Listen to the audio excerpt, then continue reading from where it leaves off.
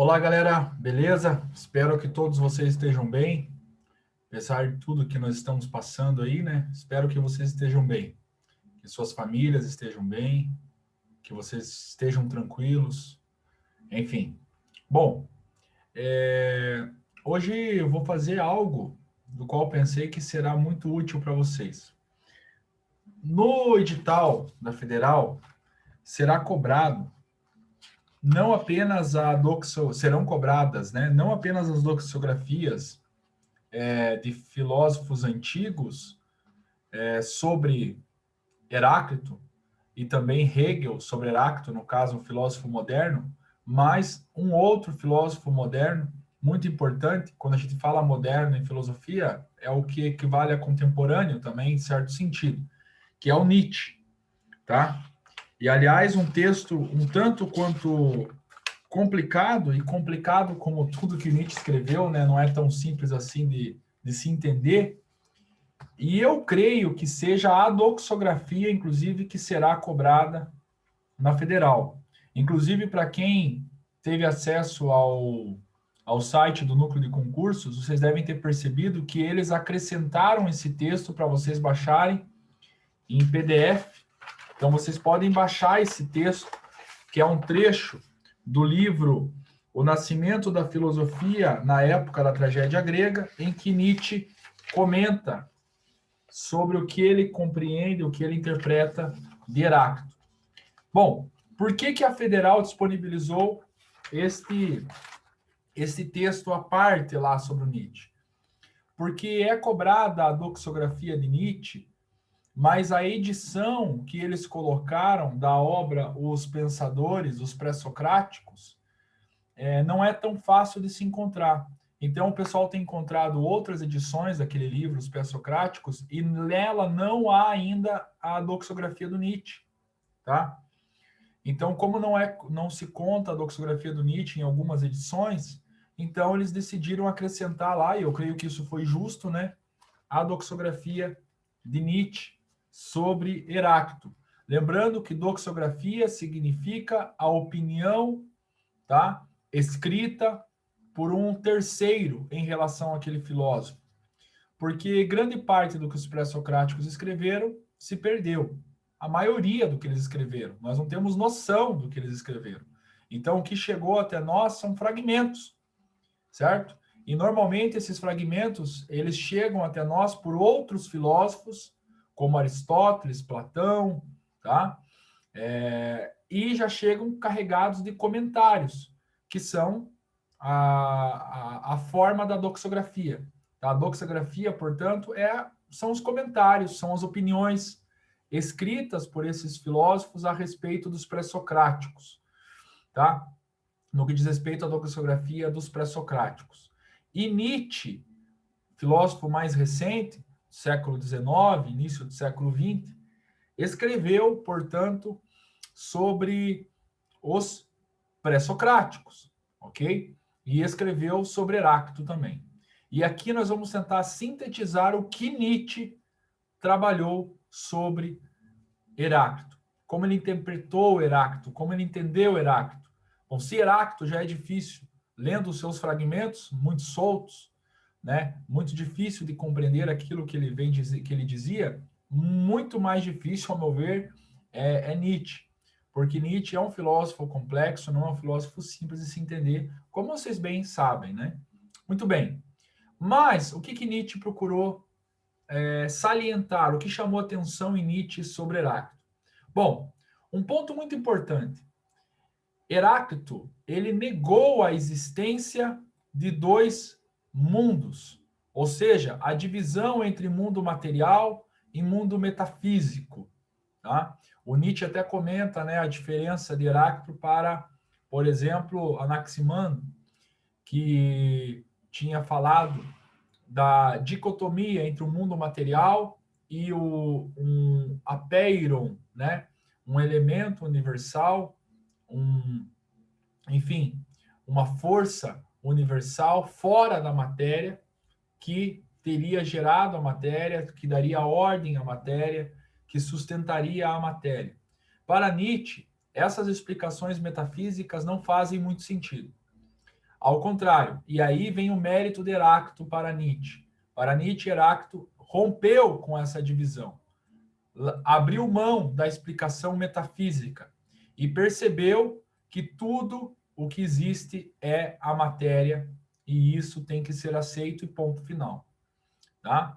Para Nietzsche, essa percepção vem da intuição, certo? Nós intuímos que a única coisa que existe é o espaço e o tempo, tá? Ou seja, a matéria, o local onde nós vivemos, nós mesmos como parte desse espaço e tudo que é composto e tudo mais o que compõe o espaço, perdão, e o tempo. Então, no tempo, que é uma dimensão intuitiva, não é tão simples de explicar também, o tempo, ele é literalmente experimentado, vivido por nós, o antes e o depois. E esse antes e depois só é percebido por causa da transformação na matéria, por causa da transformação no espaço. E isso qualquer pessoa percebe. Por isso, intuição. Não é necessário nenhuma reflexão muito profunda, racional. Não é necessário procurar saber o que está por trás das coisas, como faria a metafísica, a origem de todas as coisas, elemento por elemento, né? Como a metafísica procura fazer também. Porque a metafísica nada mais é do que a ciência das causas primeiras. Para Nietzsche, não. O que existe é tudo que está sendo experimentado o tempo todo e é a matéria. E para Heráclito também, tá? Na visão de Nietzsche. E isso se percebe através do espaço e do tempo. Muito bem. Nietzsche não trabalha tanto, não cita tanto o logos, pelo menos nesse trecho indicado pela Federal, mas é importante a gente relembrar o que é o logos para Heráclito. Aliás, é algo muito difícil de se explicar também. Mas, no geral, é o vir a ser, é o movimento, é a explicação possível, é a única coisa que nós podemos deduzir, tá? Inclusive pela intuição. E esta é a realidade. Pela intuição, nós percebemos que as coisas se movimentam, que a matéria se modifica, algumas coisas deixam de existir a todo tempo, outras passam a existir, isso num ciclo eterno, ok? Portanto, a própria matéria substancial é eterna e é a única coisa que existe. Este movimento, este logos, esta única experiência possível, a única explicação possível, Nietzsche vai trabalhar num conceito chamado de efetividade. O que é a efetividade? É o que há, nada além disso. Causa e efeito são, portanto, a essência da matéria. Seu ser é efetuar-se, ou seja, nós não é perca de tempo, é perda de tempo, perca de tempo, meu Deus do céu, é perda de tempo. Vocês procurarem explicações metafísicas ou conceituais para todas as coisas, tá? O que se pode ter certeza é o seguinte: aquilo que nós chamamos de ser agora não será o ser daqui 5 segundos, 10 segundos, um ano e daqui 100 anos, evidentemente. Deixará de ser. E esta é a única verdade. Não a definição sobre um ser específico. Isto é impossível. A única certeza que nós temos, a única verdade que é possível ser apreendida pelos sentidos é justamente a transformação, o vir a ser contínuo. Esta é a única experiência. Este é o efetuar-se, é a efetividade que Nietzsche chama atenção. Então, só existe a efetividade, a experiência desta transformação contínua, nesta causa e efeito contínua, ok? Muito bem. Isto nada mais é do que uma guerra entre opostos. Mas esta guerra entre opostos, essa efetividade, portanto, acontece na matéria. Aliás, essa efetividade, esse sentir esta transformação, esse fazer parte, inclusive, da própria matéria, porque nós mesmos somos matéria sendo transformadas a todo tempo, como parte desse mundo material, ok? Beleza? Tudo isso acontece porque esta matéria está vivendo uma guerra Vamos fazer uma brincadeira aqui. Nossa, brincadeira, não tem nada a ver o que eu vou falar, não tem nada de graça. Uma guerra civil dentro da própria matéria. Nossa, que divertido. Bom, então esta matéria está em constante transformação. É um conflito nela mesmo. E isto, além de ser percebido, a efetividade, a vida vivida, que é a efetividade, certo? Ok? Esta guerra, dela nasce o vir a ser. E isto não é injusto. Porque, veja só, para Nietzsche, se nós procurássemos explicações metafísicas, nós poderíamos, inevitavelmente, acabar definindo o ser. E definindo o ser, poderíamos acabar por definir conceitos como justiça, o que é bom para preservar o ser, como fazer para o ser preservado, o que é correto para que isto aconteça, coisa do tipo. Para Nietzsche, isto não é importante. E ele percebeu em Heráclito isso. Ele percebeu para Heráclito que não há injustiça entre aquilo que nós chamamos de ser, não ser, deixar de ser a todo tempo, transformar-se em todo tempo. Isto não é injusto. Isto não é corrupção, como na interpretação bíblica do pecado original, né? Por exemplo, segundo a teoria do pecado original, as coisas deixam de ser, se corrompem por causa da entrada do pecado, da morte no mundo, que transformou não apenas a vida humana, mas da própria natureza, que se degenerou. Bom, para Heráclito, não é esta a questão. A questão é que isto sempre foi assim, não aconteceu uma iniciação a esta corrupção. E esta corrupção que gera outras coisas, a matéria transformando-se em outra substância em todo o tempo, isto não é necessariamente injusto. Na verdade, isto é justo, porque é o que existe e é a única coisa correta que nós conseguimos perceber. Todas as afirmações para além disso são puramente especulações metafísicas que Heráclito não se deteve, de acordo com Nietzsche. Muito bem. Então, tudo é o vir a ser, esta efetividade experimentada. Muito bem. Então, é necessário um elemento para que isso aconteça? Qual é a força, certo? Que nós podemos reconhecer. É possível captar alguma força, algum elemento que permanentemente está gerando essa transformação? No caso, que pode ser o gerador da destruição e da construção, entre aspas, permanente da matéria? Bom, para Heráclito, esse arquétipo é o fogo. É o fogo.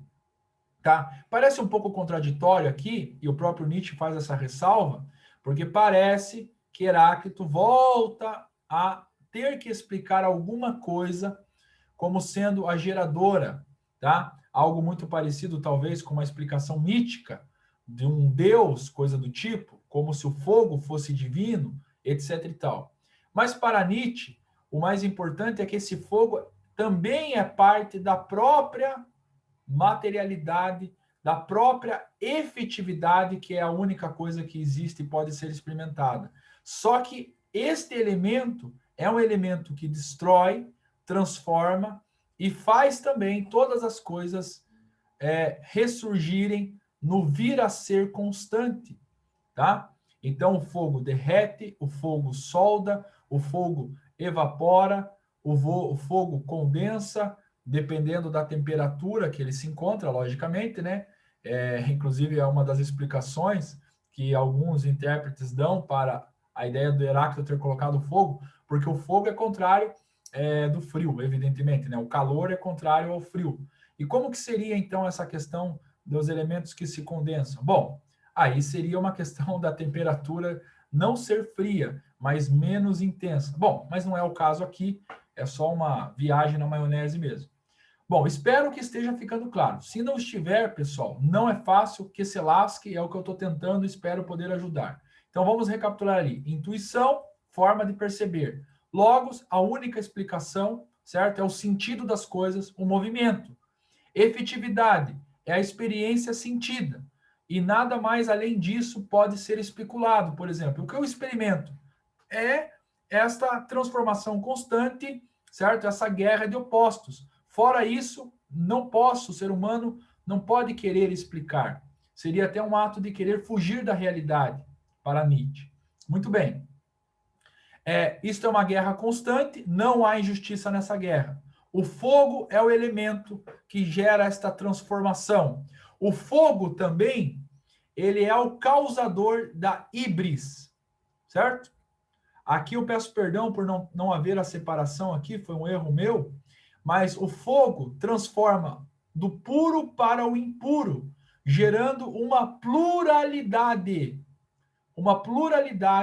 na matéria, nas coisas. Então, essa palavra híbris, tá? O próprio Nietzsche dá o significado ali, ela pode ser interpretada como crime, literalmente, certo? Que é transformar o puro em um impuro, ou seja, a pluralidade das coisas que existem. E isto foi feito pelo fogo. Foi o fogo que gerou todos os sedimentos que transformaram a matéria em plural, tá? Tudo que existe é apresentado aos nossos sentidos com esta diversidade por causa do fogo. E ao mesmo tempo essa diversidade está se deteriorando para gerar outras diversidades e assim sucessivamente. Muito bem. Nossa, que bagunça que eu fiz aqui, né, pessoal? Mas vamos lá. Para Nietzsche, existe uma pessoa, ou um homem, melhor dizendo, capaz de perceber intuitivamente tudo isso, que é o artista. Porque assim como Heráclito não se escandalizou, não ficou horrorizado, pode até ter ficado, né? Ele é considerado, inclusive, um filósofo sombrio, mas ele não ficou assim desesperado, não ficou assim, como é que eu posso dizer, acovardado por ter percebido que a única coisa que existe é a matéria, esta efetividade, este vir a ser constante, o movimento, tá? Ele não se preocupou com isso. Ele não ficou horrorizado em aceitar que não existe um mundo metafísico, um mundo para além da physis, da natureza. Não. Ele, como um artista, percebeu a confusão, a suposta confusão, que na verdade não é tão confusa assim, porque para Heráclito havia uma harmonia entre opostos. Esta guerra não é injusta, lembrem disso. Mas o artista seria capaz de pegar todo este caos e analisá-lo e entender a harmonia possível por trás de todo este caos. Então, Nietzsche diz que um homem com uma alma estética, tal como teria sido Heráclito, foi capaz de perceber isso, ok? Inclusive, o artista tem essa capacidade de sintetizar o mundo e todas as suas conturbações, a sua bagunça, entre aspas, e colocá-la em forma de arte. Então seria a alma estética, né? Bom, de tudo que nós falamos aqui, certo? Desta efetividade, deste movimento experimentado, desta vida experimentada possível, que é a única vida possível, a vida na materialidade, dessa transformação constante, ok? Que nunca se acabará, transformada pelo fogo, desta híbris, dessa pluralidade, deste um que é múltiplo e o múltiplo que é um da matéria. Não se esqueçam disso, é um outro conceito heraclitiano, certo? O múltiplo é um, porque tudo é a matéria. E esta matéria transformada pelo fogo apresenta a pluralidade. Então, o múltiplo é um. Não se esqueçam disso. Muito bem. Vejam, isto tem uma implicação ética. Aliás, uma implicação ética não, uma implicação de natureza comportamental até mesmo. Porque, para Nietzsche, não há necessidade de uma ética se a gente pegar a filosofia de Heráclito. Não há necessidade. Por quê? Porque o ser não existe. O ser não pode ser determinado.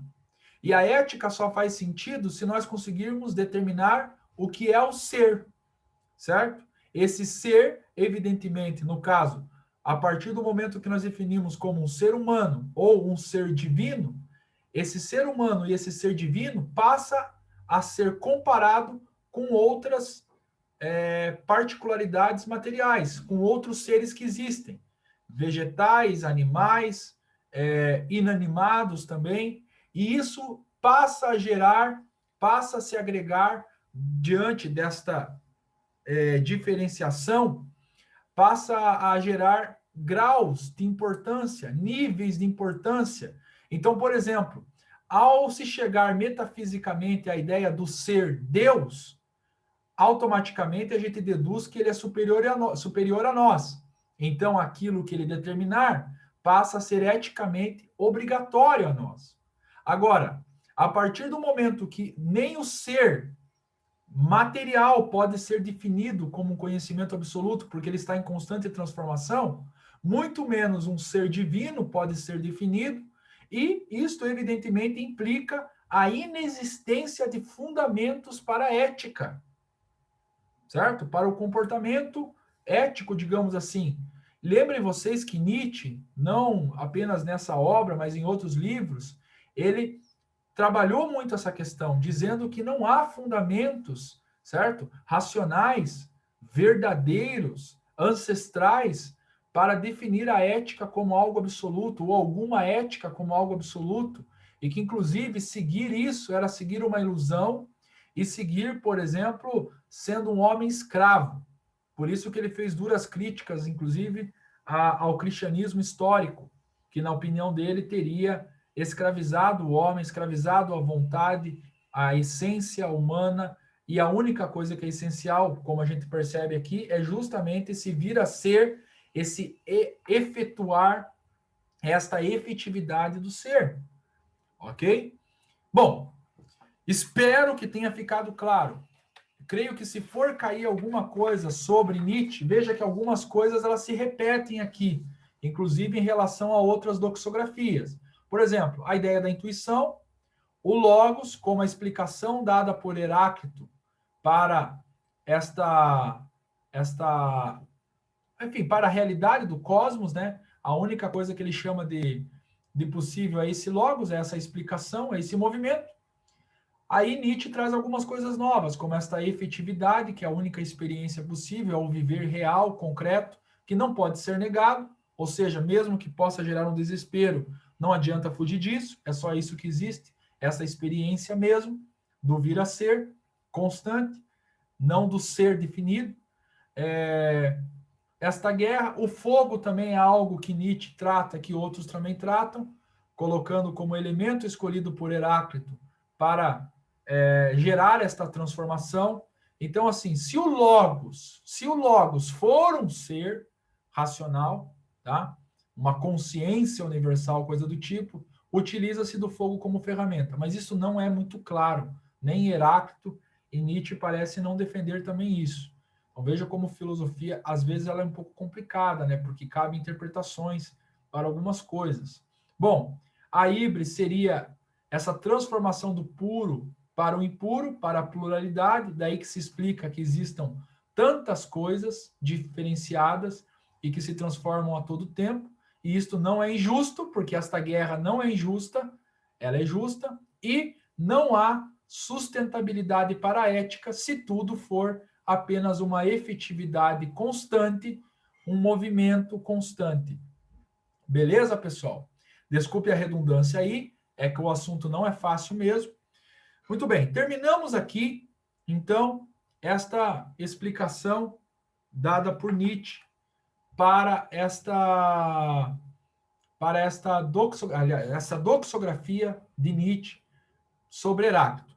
Muito bem, como eu não deixo de fazer agora, virando o disco, qual seria o logos para mim? É uma opinião pessoal, lógico, de maneira alguma isso aqui será cobrado na federal, evidentemente, mas como eu aqui no canal do YouTube tenho oportunidade de falar daquilo que fez bem para mim, que tem transformado minha vida nos últimos anos, que tem sido efetivo na minha vida nos últimos anos, eu não posso deixar de falar porque pode ser que seja bom para vocês. É lógico, a minha ideia aqui não é impor nada, mas apenas compartilhar o que é bom para mim. Em João, Evangelho de João, capítulo 1, do versículo 1 ao versículo 3, diz assim: No princípio era o Logos, e o Logos estava com Deus, e o Logos era Deus. Ele estava no princípio com Deus. Todas as coisas foram feitas por ele, e sem ele nada do que foi feito se fez. Então, para nós cristãos, o Logos divino, próprio Deus, é o ser que gerou todas as coisas, que mantém todas as coisas, que sustenta todas as coisas. Por ele somos, existimos e nos movemos, como disse o apóstolo Paulo. Então, ele é o Logos, ele é o próprio Deus, o próprio Cristo. Aqui João está falando do Cristo que veio, que é o próprio Logos, certo? Muito bem. Veio para o que era seu e os seus não o receberam. Mas todos a quantos o receberam, deu-lhes o poder de serem feitos filhos de Deus, aos que creem no seu nome. O único filho de Deus, de fato, é o próprio Cristo, porque ele é da substância divina, ele é o Logos, o grande mistério da Trindade, né? Ele também é o próprio Deus, ele é o Logos, porque como diz o texto ali, por meio dele tudo se fez. Agora veja, este Deus, este Logos que criou todas as coisas, certo? Transformou-se em carne, ou seja, parte da matéria que ele próprio criou, tá? Não é ele a matéria, mas ele transformou-se nessa matéria que ele próprio criou para viver como homens e cumprir aquilo que os homens não conseguiram cumprir, agradar a ele mesmo. É uma coisa contraditória? Parece até, mas é o que ele fez. Por este motivo, a única segurança para a salvação é crendo em Cristo, porque o que ele fez foi maravilhoso, transformar-se em quem nós somos, viver como nós somos de uma forma perfeita, morrer na cruz pelos nossos pecados para satisfazer a justiça do Pai. Então, certeza da salvação nós temos em Cristo. Todo mundo vai para o inferno, professor, quem não crê em Cristo? Eu não sei, não faço ideia, não sou Deus, quem sou eu para julgar, seja quem for, um ateu, um muçulmano, um espírita, seja quem for, eu não posso julgar. Mas, se Cristo realmente for o Logos, uma coisa eu tenho certeza, nele nós estamos seguros para a salvação. Esta é a mensagem que eu deixo para vocês. Não tem nada a ver com o texto, tá? Que fique bem claro. É só uma nota lateral que eu dou aqui daquilo que eu creio. Fiquem na paz, fiquem com Deus, se cuidem, Deus abençoe todo mundo aí. Até a próxima, pessoal. Espero poder ter ajudado, que é o objetivo principal aqui. Forte abraço.